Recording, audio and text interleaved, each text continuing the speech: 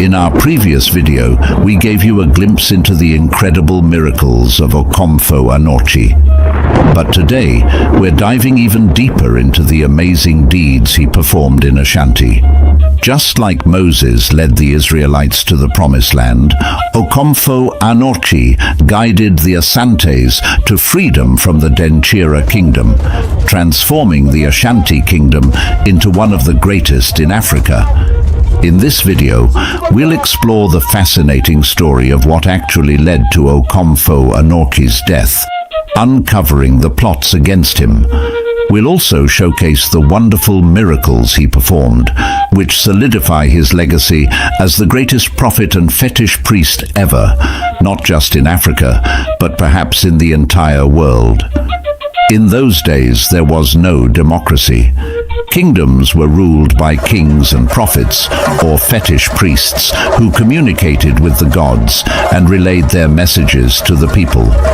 According to both written and oral traditions, Okomfo Anokye performed numerous miracles in Kumasi that far surpassed those he accomplished in his hometown, solidifying his reputation as the greatest prophet of all time. Among these extraordinary miracles are: the Asantes needed to fight for independence against the fierce Denchira Kingdom, but they faced a significant challenge. They were not united. Each state had its own chiefs and kings, each serving their own throne, making it difficult to come together to fight against Denchira. There is a saying that together we stand strong, but how would they achieve this unity? Kofi Tutu I and his friend Okomfo Anokye were the smartest among all the leaders in Asante, but they needed spiritual backing to fulfill their vision. All the chiefs and kings believed in Okomfo Anokye because he had performed many miracles before them. The Asantes were tired of paying huge tributes to the Denchira king. Sometimes, the king would even demand that they send their wives to serve in his kingdom for a year, often returning pregnant. The Asantes were devastated by these harsh treatments and desperately needed freedom. They refused to send their wives to the Denchira king, Nama Intim Jakari, and stopped paying the heavy tributes. This act of defiance provided a perfect opportunity for Okomfo Anokye and Kofi Tutu, the first to push their unity plans. As the refusal had triggered a war they could not win without being united. The main problem was deciding who would lead the unified Asante. The chiefs were not willing to give up their stools or thrones to serve one king, which was considered a taboo they would rather die than break. According to oral tradition, Nana Kofi Tutu, the first of Kumasi, called a meeting of the chiefs of the Asante states. Before the chiefs could disperse to their various communities, the psychological moment arrived to produce the greatest miracle of all, a miracle that would bind the Asante states into one enduring nation. The main agenda was to unite under one chief, whose stool would be greater than all other stools, and any chief installed by any state would swear an oath of allegiance to him. The question of who would be chosen resurfaced. At this crucial juncture, Okomfo Anokye explained that the problem would be solved by the ancestors and the gods. He would pray to them, and at the end of the prayers, a stool would descend from the skies and land on the lap of the chosen chief. According to oral tradition, a festive Friday known as Fofi was selected for the meeting. Okomfo Anokye instructed the chiefs to fast and pour libations to their ancestors and the gods until the chosen day. They then dispersed to their various states, preparing for the momentous event that would determine the future of the Asante Kingdom. In 1695, on a festive Friday known as Fofi, a grand gathering of chiefs and elders of Asante was held in Kumasi. This day was marked by an extraordinary event that would forever change the Ashanti Kingdom. Okomfo Anokye, The revered spiritual leader was at his best. He danced with fervor until he entered a trance. As he moved in this state, his connection to the spiritual realm was evident to all. When Okomfo Anokye regained consciousness, the atmosphere transformed dramatically. After performing some magical dances, Okomfo Anokye paused briefly, then jumped here and there, beginning to conjure something from the sky. Suddenly, a sword, believed by some legends to be the Bozomuru sword, descended from the heavens. Okomfo Anokye caught it reverently with both hands and held it aloft, a powerful symbol of his spiritual authority. Darkness enveloped the sky, accompanied by thunder and storm. Amidst this intense scene, a thick cloud of white dust formed. From this mystical cloud, Okomfo Anokye performed one of his most famous miracles. He summoned down from the sky a magnificent golden stool, adorned with intricate gold designs. This golden stool, known as Sika Jakofi, did not simply appear. It floated gently through the air and landed precisely on the knees of Osei Kofi Tutu I, the king of the Ashanti. Okomfo Anokye took the golden stool, performed incantations, and then returned it to Osei Kofi Tutu I, declaring, "Take this and keep it. It is the embodiment of the soul, unity, and greatness of the Asante nation." This stool, known as the Golden Stool, or Sika Jakofi, became the most revered symbol of the Asante people. By receiving the golden stool, Osei Kofi Tutu I was affirmed by the ancestors and the gods as the unquestionable king of the Asante nation. As the king held the golden stool on his lap, Okomfo Anokye collected small pieces of hair and fingernails from every chief and queen present. He burnt these into ashes, mixed the powder with a concoction in palm wine, and shared it among the chiefs. Some of the mixture was drunk, and the rest was smeared on the golden stool. This ritual symbolized the unity of all the states, as they collectively offered their black stools, which were then burnt to signify that the spirits and cosmic powers of their departed chiefs had joined and entered the golden stool. This ceremony bound the Asante people and their chiefs together in a common cause. With this newfound unity, they were ready to face the Denchira state. Okomfo Anokye explained that the golden stool contained the spirit, Sunsum, of the Asante nation. By drinking the potion, the chiefs had sworn an oath to the gods to unite and forget their past individual histories. The golden stool is so sacred that no one is allowed to sit on it. It is kept under strict security and is taken outside only on exceptional occasions. Every Asante citizen must defend the golden stool against any enemy attempts to capture it, as its loss would mean the collapse of the Asante nation. The golden stool is made of pure gold, measuring 18 inches high, 24 inches long, and 12 inches wide. It never touches the ground, but is placed on a blanket.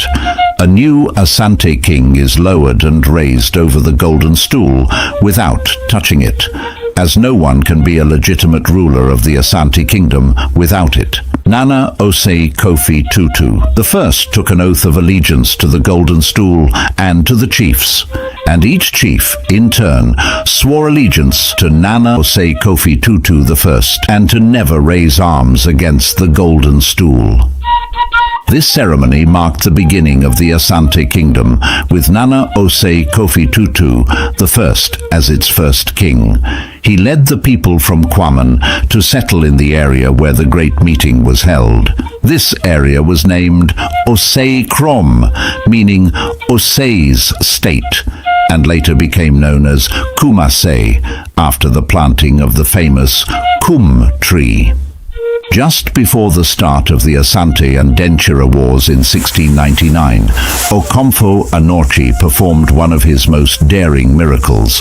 He transformed himself into a beautiful, fair-skinned lady and ventured into the Denchira territory.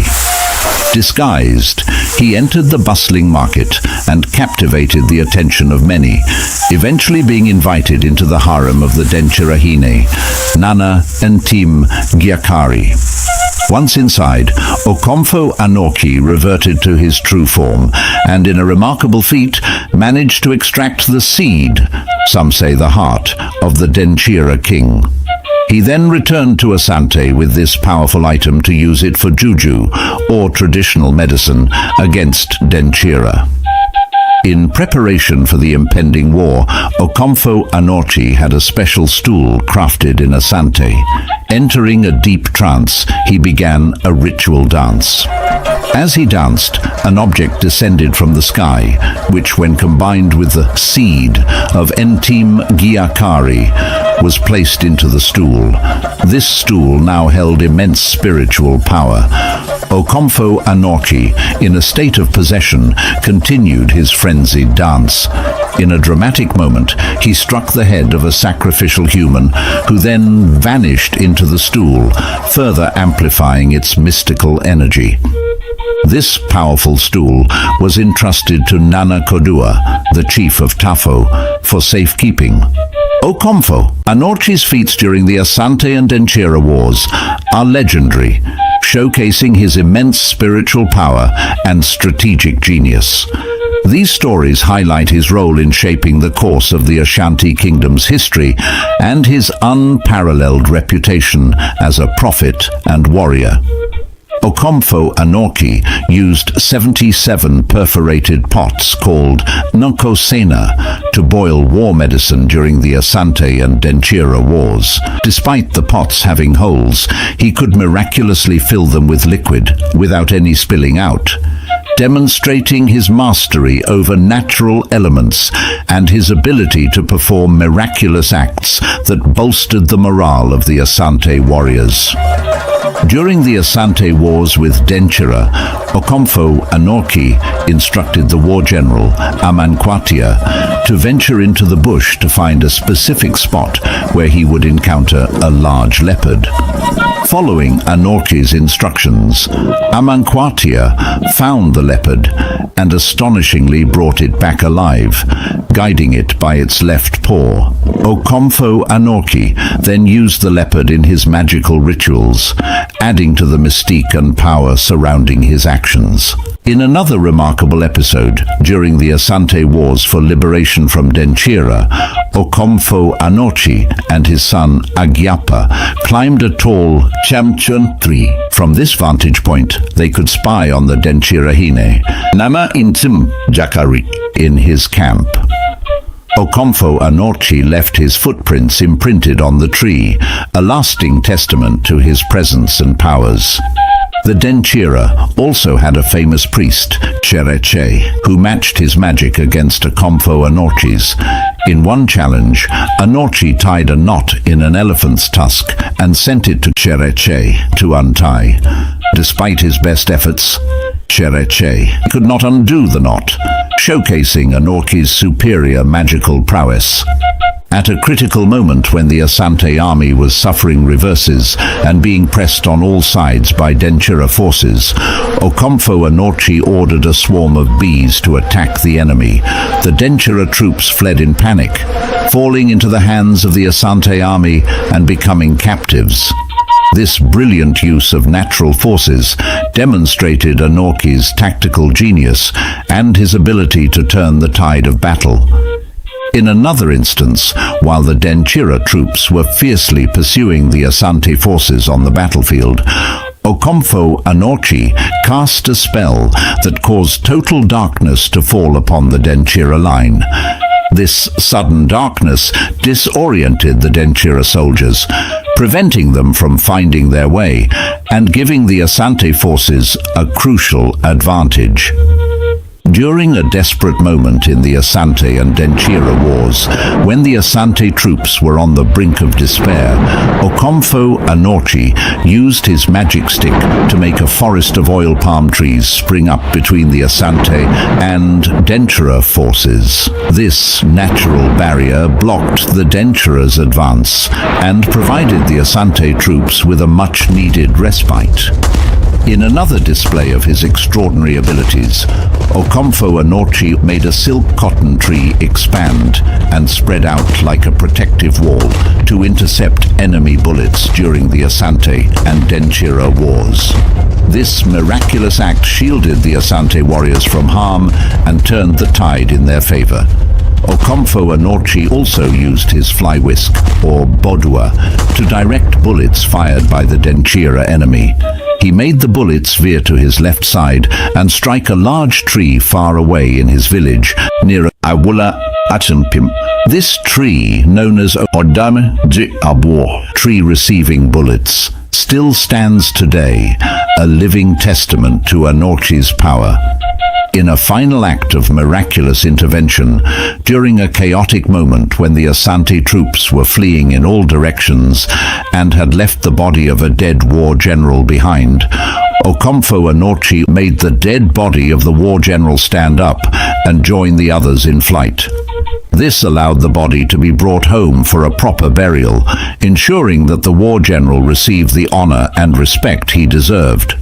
These stories of Okomfo Anokye's miraculous deeds not only underscore his incredible spiritual power, but also highlight his crucial role in the Asante's fight for freedom and unity against the Denchira. His legacy as the greatest prophet and warrior in Ashanti history continues to inspire and captivate the imagination of people to this day.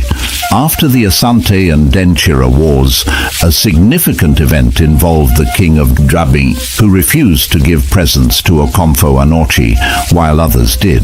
Anokye, annoyed by this slight, sent a cadaver ant into the chief's ear with a powerful message: "Bring the awards and presents for Anokye very quickly." The chief, frightened by this act, quickly offered gold and many slaves to Okomfo Anokye, acknowledging his immense power and influence. Following the Battle of Fayase, the region experienced a severe famine. Okomfo Anokye proclaimed that the famine could be overcome by sacrificing a human. Once the sacrifice was done, the famine miraculously ended, demonstrating Anokye's deep connection to spiritual and natural forces. In Kumasi, Okomfo Anokye performed another legendary act by burying a sword into the ground, up to its hilt. Since then, no one has been able to pull it out. He said the sword cannot be removed without destroying the Asante nation, symbolizing the enduring strength and unity of the Ashanti people. In Agona Akrafuso, Okomfo Anokye brought forth a small stream called Obosom Kwabena from the ground, showcasing his ability to manipulate natural elements for the benefit of the community. Moreover, Anokye demonstrated his magical prowess by draining a stream called Ajampensu, which ran through Kumasi. After draining it, he made it flow again and renamed it Subin, further cementing his legacy as a master of natural and spiritual forces. A personal miracle involved the chief of Asante Mampon's sister, Saka, who was childless. Okomfo Anokye instructed her to go to a stream called Oda and collect some sand. He then had her sprinkle the sand with medicine on a mat and sleep face down on it for 7 consecutive days. Following his instructions, Saka gave birth to a son named Amanyampong at Asante Mampon, demonstrating Anokye's profound impact on individual lives. According to oral tradition, the Asante Kingdom was united under one king, Nana Osi Kofi Tutu I, with the indispensable help of Okomfo Anokye. As a revered fetish priest, Okomfo Anokye interceded on behalf of the Asante people and served as the mouthpiece of the gods. He played a crucial role in helping his friend Ose Kofi Tutu, the first establish a capital for the burgeoning Asante Kingdom. Nana Ose Kofi Tutu I was undoubtedly the best king for the young nation, which was emerging as a powerful force in the region. To symbolize their unity and strength, he needed a new capital that would represent victory, political success, and unforgettable greatness. Kumasi, therefore, was chosen as the new capital. Oral tradition tells us that Okomfo Anokye planted 3 kum trees in different locations, with the belief that the tree which thrived would determine the capital of the Ashanti Kingdom. This act was both a spiritual and prophetic decision. The 3 locations were Kwaman, ruled by the Nananom Mayo-Ofo, a second one at Apimso, Balpofu, ruled by Nanamon Edianafo, and a third one in a village near Fomena and Amlafu, called Obweni, ruled by Nanamon Efonafo. The kum tree at Kwaman flourished into a large, majestic tree, under which the king and his people often gathered. Hence, Kwaman was renamed Kum Ase, meaning under Kum, and it became the capital. The tree at Obweni, on the other hand, remained small and stunted, although it produced a few other small trees. The village was thus renamed Kuma, meaning small kum. The kum tree at Apemso Bankofo did not thrive at all. After a few weeks its leaves withered and the tree fell, leading to the saying that the kum tree has died. Consequently, the village was renamed Kumau, derived from Kunau, signifying the death of the kum tree. Through these symbolic acts and the flourishing of the kum tree at Kwaman, Okomfo Anokye's prophecy was fulfilled, and Kumasi was established as the heart of the Asante Kingdom. This choice of capital not only reflected the spiritual guidance of Okomfo Anokye, but also marked the beginning of a new era of unity and greatness for the Asante people. The death of Okomfo Anokye, one of the most revered figures in Ashanti history, is surrounded by mystery, legends, and conflicting accounts.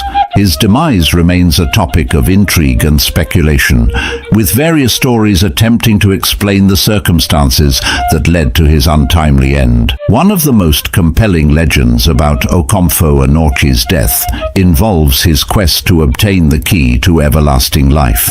According to this account, Anokye embarked on a spiritual journey to unlock the secrets of eternal life, driven by his immense spiritual power and wisdom. It is said that during this quest, he reached the pinnacle of his spiritual abilities, which allowed him to communicate directly with the gods and ancestors. However, the exact nature of this quest, whether it was a physical journey or a metaphysical pursuit, remains shrouded in mystery. The legend suggests that Okomfo Anokye was on the verge of bringing back the key to everlasting life when he met his demise. If this were true, the question of how we can ever know remains unanswered, as it is part of the mystical and enigmatic aspects of his life and death. Another popular belief is that Okomfo Anokye became so powerful and influential that he posed a threat to the established order. Some say he was even crowned as a chief, which heightened the fears among the elders. They worried that he knew too many secrets about the Asante people and their spiritual practices. His vast knowledge and abilities made them uneasy, leading to concerns that he might one day use his powers to rise against them. Given his potential to become a king of Asante if he had wanted, the elders might have viewed him as a looming challenge to their authority and stability. There is a theory that Okomfo Anokye sacrificed his life for the Asantes. If he was indeed killed by the very people he served, it would be a tragic irony. This narrative paints him as a martyr, someone who gave everything, including his life, for the unity and prosperity of his people. On the other hand, if his death was a result of a conspiracy by the elders to eliminate him due to fear of his powers, it reveals a darker side of human nature, where the fear of losing power can lead to the destruction of even the most revered individuals. The true cause of Okomfo Anokye's death remains unknown. Whether he died in pursuit of eternal life, was sacrificed, or was eliminated by fearful elders, his death is a profound loss for the Ashanti people. Regardless of the true cause of his death, Okomfo Anokye's legacy as a spiritual leader, prophet, and unifier of the Ashanti Kingdom is indisputable. His contributions to the Ashanti people and his role in shaping their history are celebrated to this day. His life and death remind us of the complexities of power, the potential for greatness, and the sometimes tragic consequences of fear and misunderstanding. Imagine the potential if all Africans united as one, without boundaries, just as Okomfo Anokye and Osei Kofi Tutu, the first, united the Ashanti. The power, strength, and prosperity that could arise from such unity would be unparalleled. It's a reminder of the immense potential we hold when we work together and support one another. We encourage you to reflect on this story and the powerful lessons it holds. If two people could unite a whole tribe, think of what we could achieve as a united continent. We would love to hear where you are watching this video from. Please like, comment, and share this video to spread the message of unity and strength. Your support means the world to us, and we appreciate your love for our videos. Thank you for being part of our community.